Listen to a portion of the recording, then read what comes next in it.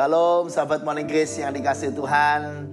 Pagi ini kita kembali belajar menguatkan iman percaya kita.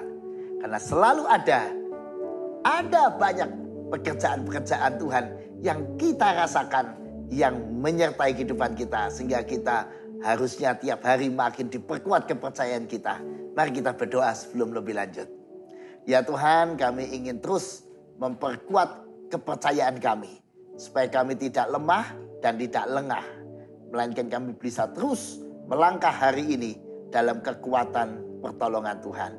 Kami serahkan juga pemberitaan firman yang sebentar hendak kami baca dan renungkan. Biar itu menguatkan kami sepanjang hari ini, esok dan selanjutnya. Terpujilah nama Tuhan. Amin. Sahabat Morning Grace yang dikasihi Tuhan. Pagi ini kita bersama Kak Ino kembali. Dan Kak Ino adalah seorang guru sekolah minggu GKI Gejayan. Nah, Kak Ino ngomong soal kepercayaan. Nah, tentang iman. Kak Ino pernah nggak ngalami suatu kali sedang mau percaya tapi kok ya bagaimana ya? Situasi ini kok harus percaya, padahal situasinya rasanya nggak match gitu. Pernah nggak? Pernah ada beberapa kali itu saya merasa paling sering itu ketika pas kuliah dulu. Iya. Kuliah itu kan kayaknya agak susah ya. Menurut saya kok susah banget gitu. Tapi saya sih percaya bahwa tangan Tuhan bekerja dalam kehidupan saya. Dan akhirnya saya di sini bisa lulus. Ya, bahkan di tengah jalan kadang-kadang bertanya-tanya. Iya, bahkan betul. semacam ragu-ragu nih. Bener nggak sih ini? Nah, di dalam Alkitab ada nggak pergumulan seperti itu? Ada, Ya. persis. Jadi di dalam Alkitab, menurut saya beberapa hari yang lalu saya merenung tentang sebuah perikop. Saya mendapatkan bahwa ada satu topik yang lumayan seru ketika Yesus berada di sebuah pesta kawin di Kana.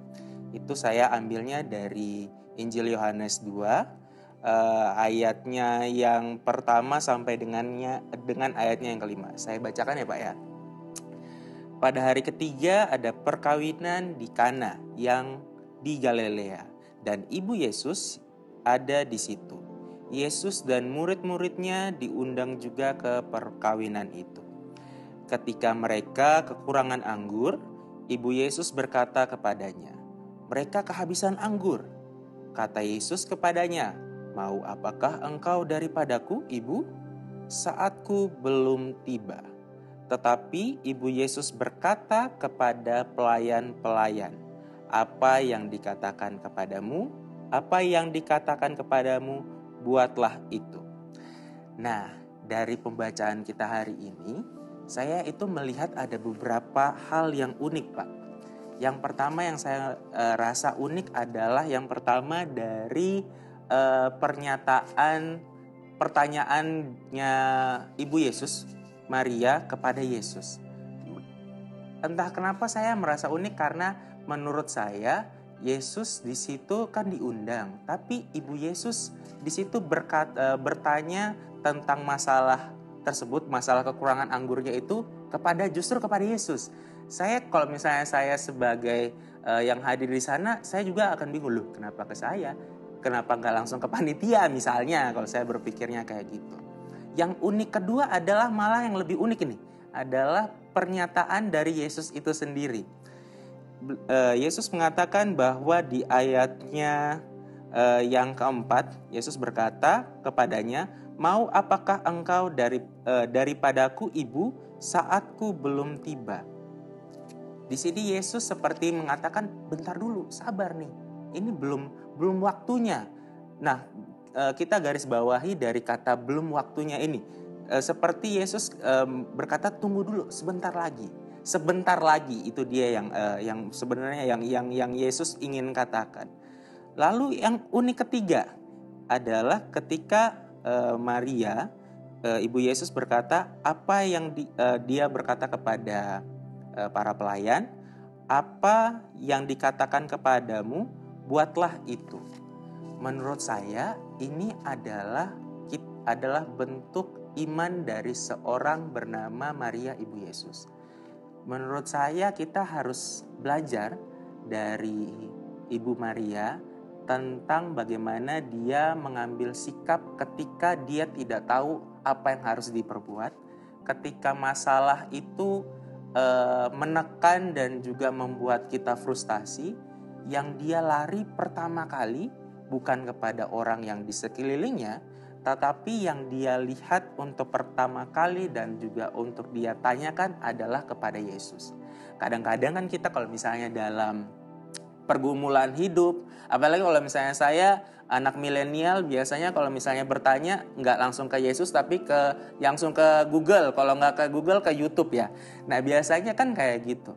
Nah tapi hari ini kita mau belajar bahwa ketika kita dalam permasalahan, dalam goncangan kehidupan, yang pertama kali yang kita harus lakukan adalah tanyakan permasalahan itu kepada Yesus.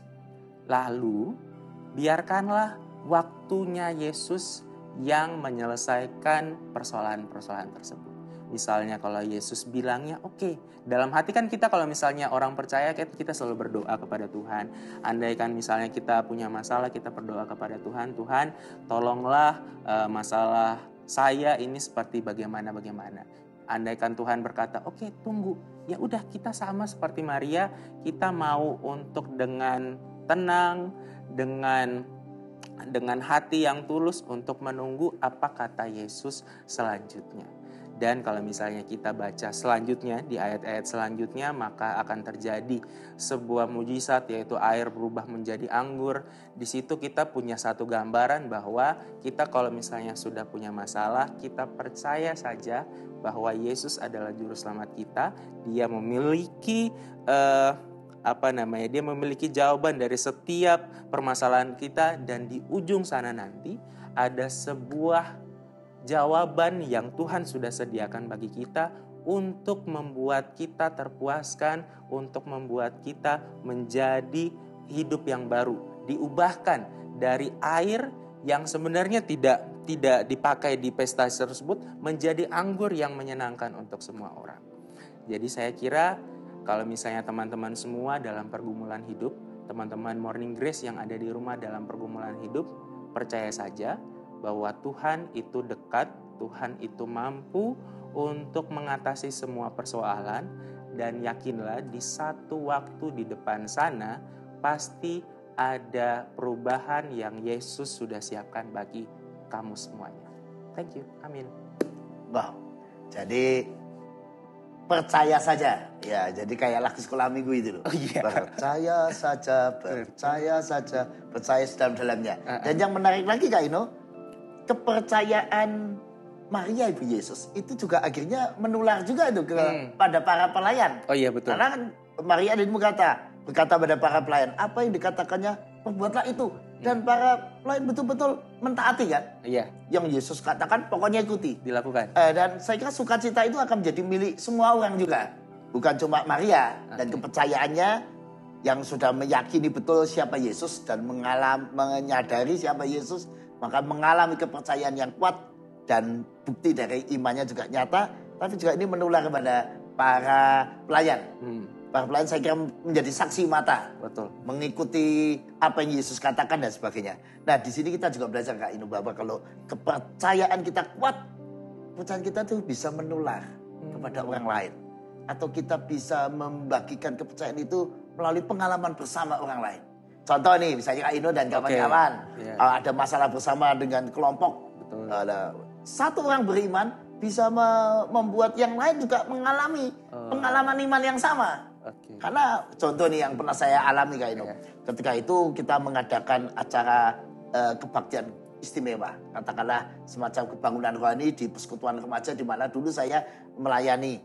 Nah tiba-tiba pada waktu mau acara dimulai kurang 2 jam lagi. Ini kan saatnya jemaatnya datang. Betul. Hujan lebat luar biasa.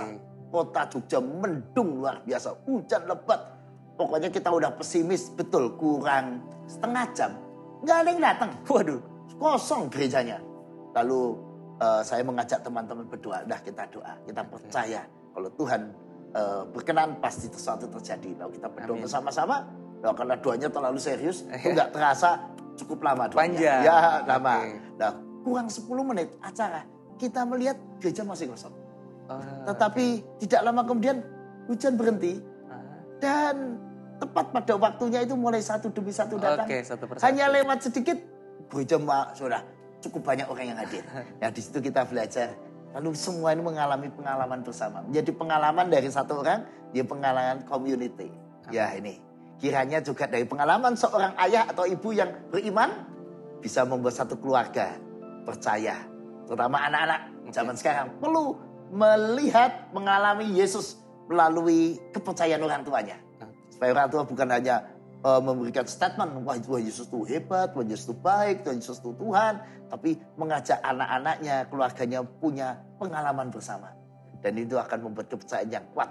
Karena sungguh janji Tuhan itu luar biasa menguatkan. Dan dia hadir membawa perubahan, membawa pertolongan, berkat dan karya dalam hidup kita sehari-hari. Tuhan memberkati. Mari kita berdoa. Tuhan, kami bersyukur karena sungguh kepercayaan kami tidak pernah sia-sia. Karena Tuhan selalu ada dan hadir dalam perjuangan hidup kami, bahkan di tengah goncangan-goncangan kehidupan yang kami alami.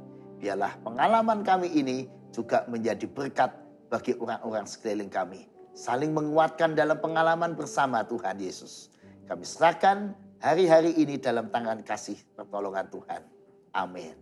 Sahabat Morning Grace, percaya janji Tuhan. Itu akan menjadi ukiran, peristiwa, sejarah nyata dalam hidup saudara dan saya. Tuhan memberkati.